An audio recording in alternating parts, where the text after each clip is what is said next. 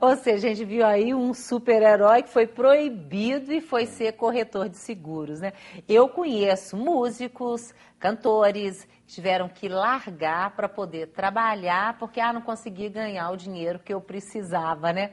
Pode ser diferente, hein? A pessoa deixar de fazer o que ela não gosta e fazer o que gosta? A grande dificuldade exatamente é a sobrevivência. Mas a minha pergunta para meus clientes, sempre que eu percebo isso, por exemplo, tá bom, você tem que fazer o trabalho para ganhar vida além da música, que você gostaria de viver dela, porque é muito frequente em artistas isto, né? Mas o que te impede, por exemplo, de ser um músico que toque no final de semana?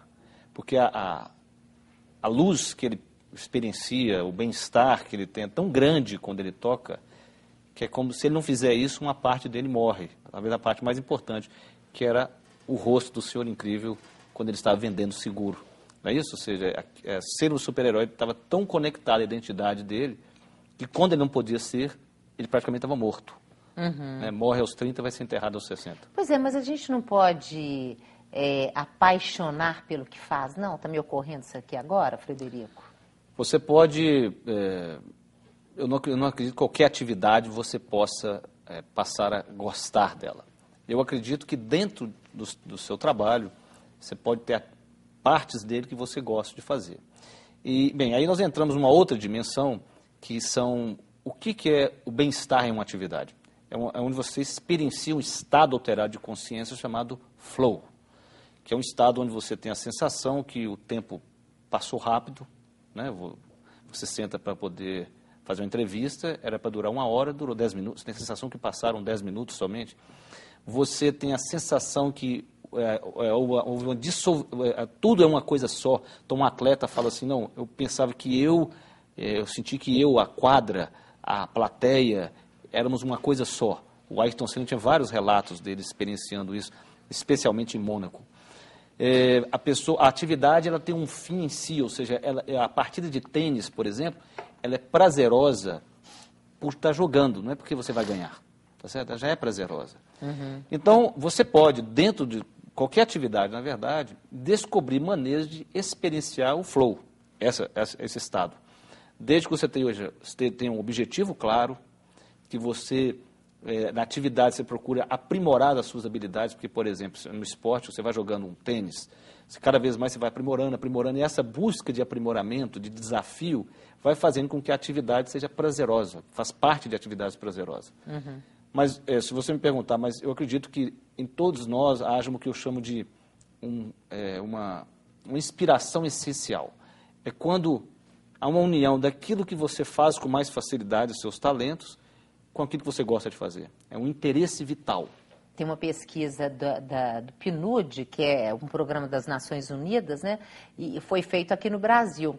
E o resultado é o seguinte, que as pessoas estão querendo são os valores. Olha que coisa interessante. Eu falei assim, nossa, esperança de um mundo melhor, né? Quer dizer, as pessoas já estão se voltando para os valores. E os valores são fundamentais para a gente ter qualidade de vida, né? Exatamente, sim. O Martin Seligman é um psicólogo americano, criador de uma linha de psicologia chamada psicologia positiva, que se propôs a estudar a saúde e não a doença. Ele não quer saber por que fulano é neurótico, não. Ele quer saber por que algumas pessoas são mais felizes naturalmente do que outras. Então, um dos estudos, exatamente o que você falou, ele estudou 400 códigos morais da humanidade. Desde os índios americanos até uma sociedade de primeiro mundo. Ou seja, nenhuma sociedade humana, por exemplo, não tem nenhuma que uma mãe queira que o filho seja ladrão. Nenhuma. Toda mãe de qualquer tribo quer que o filho seja honesto. Então, a honestidade é um valor universal humano. E ele propôs, então ele categorizou os valores, você faz um assessment, um teste, e você descobre quais são os seus valores. E se ele propõe você vivenciá-los com mais intensidade. Então, se o seu é ser generoso, você praticar generosidade. Se o do outro indivíduo é adquirir conhecimento, né, tem pessoas que experienciam o bem-estar quando elas ensinam, elas aprendem. Então, porque valor é diferente de adquirir material, né? O exemplo que ele dá é o seguinte, se a honestidade é um valor para você, a pessoa te deu o troco errado e você devolve, aquele sentimento que você tem de bem-estar não tem nada a ver com sucesso. Nossa, eu já experimentei isso várias vezes. Pois é ótimo, você sente assim, nossa, meu Deus, eu sou do bem. Exatamente. A sensação que a gente tem é essa, exatamente. né? Quando você obedece uma lei que tem que ser cumprida, aquele bem-estar, então assim você descobre seus valores. Ou quando você os respeita, ou quando você os viola. Quando eles são violados. Aí você vai se conhecendo. Agora, é porque eu interrompi, eu atropelei. Nós temos que falar mais da espiritualidade, né?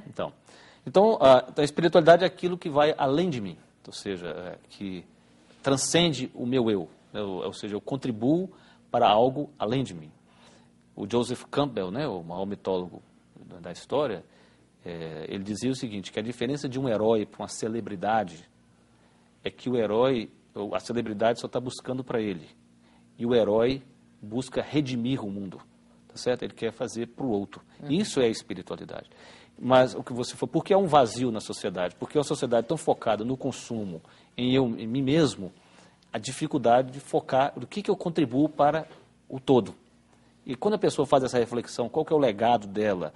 A se imaginar no final da vida, olhando para trás, o que ela vai gostar de ter deixado, do que ela gostaria que as pessoas falassem dela. Esse é um exercício fundamental e que, aliás, eu não sei se você sabe a história, o criador do Prêmio Nobel que teve essa experiência concreta. O criador do Prêmio Nobel foi o inventor da dinamite, né? Ele chamava-se Alfred Nobel. E ele tinha um irmão chamado Albert.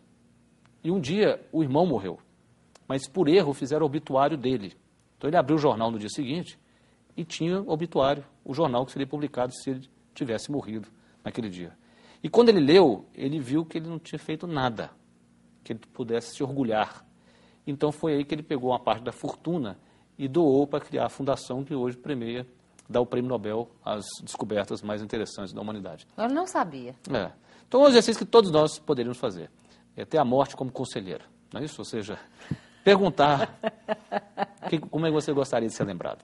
Do que você vai realmente sentir falta? O que é importante?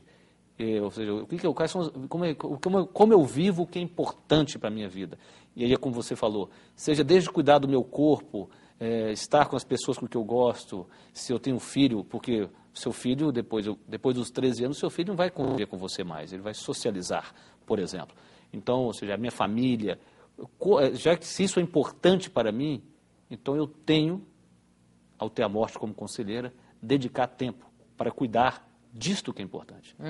Depois nós vamos falar, você falou de uma pesquisa para a gente, eu fiquei impressionada com o resultado dessa pesquisa que foi feita com executivos aqui no Brasil, né? Mas nós vamos fazer outro intervalo, daqui a pouquinho a gente volta. Os nossos contatos estão todos aí, tá, gente? Até já.